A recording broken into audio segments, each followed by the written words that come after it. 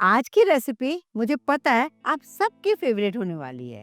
इस रेसिपी को बिना फेल हुए आप घर में आसानी से बना सकें, इसके लिए मैंने ढेर सारी मेहनत की है। अब आप इस अनोखे ट्रिक से ये रेसिपी बनाएंगे तो मुझे थैंक्स ज़रूर कहेंगे।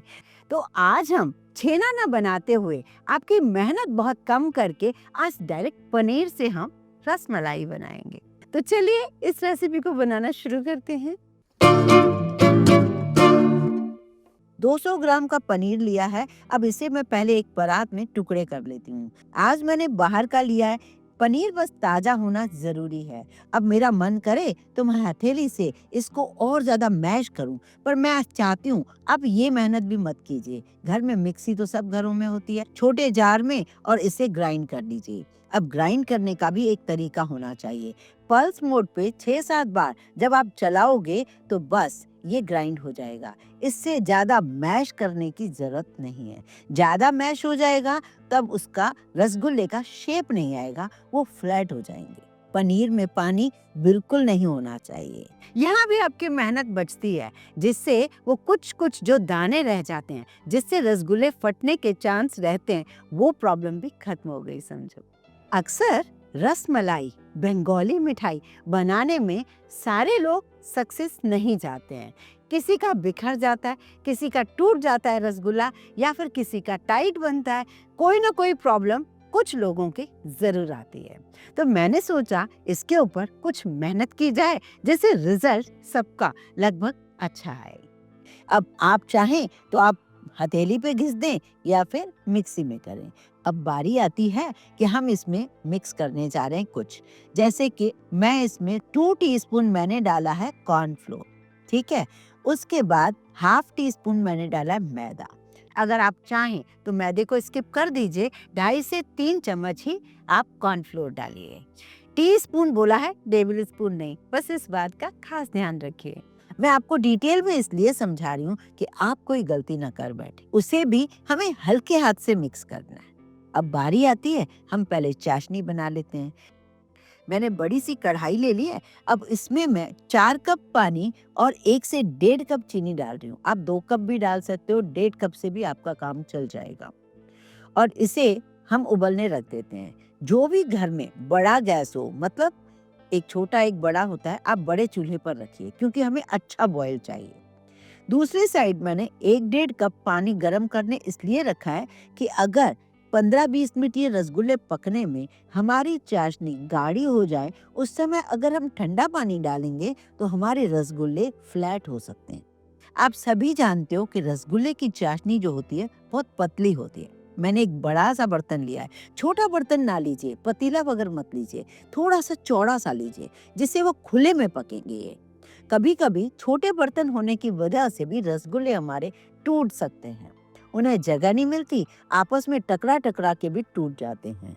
अब बारी आती है, बस छोटी सी मेहनत करनी है आपको, कि आपको वो छोटे छोटे रसगुल्ले बनाने हैं। आप चाहें तो बड़े बड़े भी बना सकते हो। हमारे यहाँ इसको दूध पकौड़ी बोला जाता है। आपके यहाँ इसे क्या कहा जाता है, मुझे कमेंट करके ज़रूर बताइए। तो इस दूध पकौड़ी में जो छोटी छोटी जो छेने के रसगुल्ले होते हैं, वो बहुत छोटे होते हैं। और इधर हमने ये जो सारी चीज़ें मिक्स की है, कोई बेकिंग पाउडर, बेकिंग सोडा, आपको कुछ नहीं मिक्स करना है।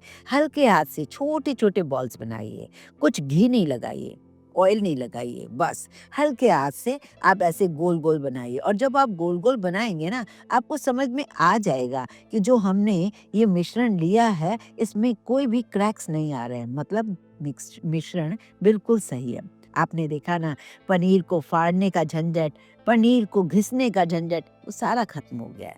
छोटे-छोटे बॉल्स, करीब-करीब 60 बॉल्स बनेंगे 200 ग्राम में से। अगर आप 250 ग्राम का बनाते हो तो उस हिसाब से आपको थोड़ा-सा कॉर्नफ्लोर भी और थोड़ा-सा आधा चम्मच और ज़्यादा मिलाना होगा, और फिर ये बॉल्स करीब-करीब 70-72 बनेंगे। मैंने अभी 60 बॉल्स बनाए हैं। और हाँ, इस वीडियो को आप कहाँ से देख रहे हो, कमेंट करके ज़रूर बताइए। ये ट्रिक्स मेरी कैसी लगी ये तो मुझे ज़रूर बताइए। इन ट्रिक्स के ज़रिए अब आपकी भी रेसिपी आपके घर में बहुत ही परफेक्ट बने, यही मैं चाहती हूँ। जैसे ही पानी में बॉईल आ जाए, आप एक रसगुल्ला डालकर देखिए। जैसे ही रसगुल्ला नाचने कूदने लगे, बस आप समझ जाइए 2-4 मिनट आराम से, वो कोई ब्रेक नहीं हो रहा, कुछ नहीं हो रहा, मतलब ये करेक्ट है। अगर जरा सी भी शंका है तो आप ये देख लीजिए, या तो आपकी फ्लेम कम है या फिर आपने कुछ कसर छोड़ी है उसको मैश करने में, या फिर जो आपने कॉर्नफ्लोर डाला है उसका रेशो कम ज़्यादा है। बस अब आप इसे बनाते जाइए इसी तरीके से। मैंने देखिए एक-एक करके डाल रही हूँ और सेंटर में डाल रही हूँ, ये आप देख लीजिए। ये छोटी सी ट्रिक है लेकिन बड़े काम की है। अगर आप साइडों से डाल रहे हो या सारे एक साथ डाल रहे हो तो उसकी फ्लेम या उसकी जो हीट मिल रही है उसको, वो कम हो जाएगी, जिससे आपके रसगुल्ले फट जाते हैं। आप एक-एक करके डालेंगे, सेंटर में डालेंगे तो ये प्रॉब्लम तो नहीं आएगी। सारे रसगुल्ले डालने के बाद घड़ी को देखिए, राइट आपको 15 मिनट, मतलब 5 मिनट तो इसी में ही लग जाते हैं एक-एक रसगुल्ला डालने में। मैं हमेशा से आपको कहती आई हूँ, जितनी रेसिपी आपके साथ शेयर की है, 18 से 20 मिनट लग जाते हैं। तो 3-5 मिनट तो इसमें ही लग जाते हैं रसगुल्ले डालने में। उसके बाद करीब-करीब आपको 15 मिनट लगेंगे। खुला ही पकाइए, मत ढकिए। कभी-कभी ढकने से भी ये रसगुल्ला ब्रेक हो जाता है। तो आज मैं कोई चांस ही नहीं लेना चाह रही। आप सोच रहे होंगे, बच्चों की तरह छोटी-छोटी बातें इतना क्या समझाना। मैं उन बिगिनर्स की चिंता करती हूँ जो चाहते तो हैं बनाना, लेकिन कभी फेल हो जाते हैं तो उनका हमेशा के लिए कुकिंग से मन हट जाता है। मैं ऐसा कतई नहीं चाहती।